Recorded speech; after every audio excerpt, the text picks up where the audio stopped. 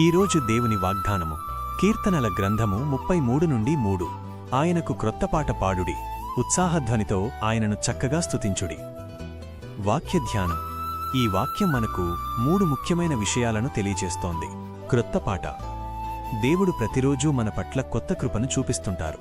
అందుకే మన స్తుతి పాతదిగా కాకుండా ఆయన మన జీవితాల్లో చేసిన కొత్త మేలులను బట్టి కొత్త ఉత్సాహంతో ఉండాలి. ఉత్సాహధ్వని. దేవుని ఆరాధించటమనేది ఏదో మొక్కుబడిగా చేసే పని కాదు. అది హృదయపూర్వకమైన సంతోషంతో ఉత్సాహంతో కూడినదై ఉండాలి. చక్కగా స్తుతించుడి. మనకు ఉన్న ప్రతిభతో, అంటే మన గొంతుతో లేదా వాయిద్యాలతో శ్రేష్టమైన రీతిలో ఆయనను ఘనపరచాలి. సందేశం.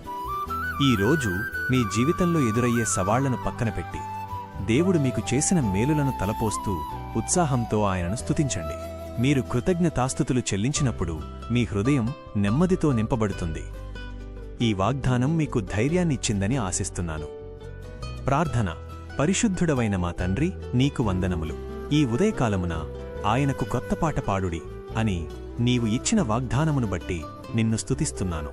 ప్రభువా, గడిచిన కాలమంతయు నీవు నన్ను, నా కుటుంబాన్ని నీ రెక్కల చాటున భద్రపరిచినందుకు కృతజ్ఞతలు.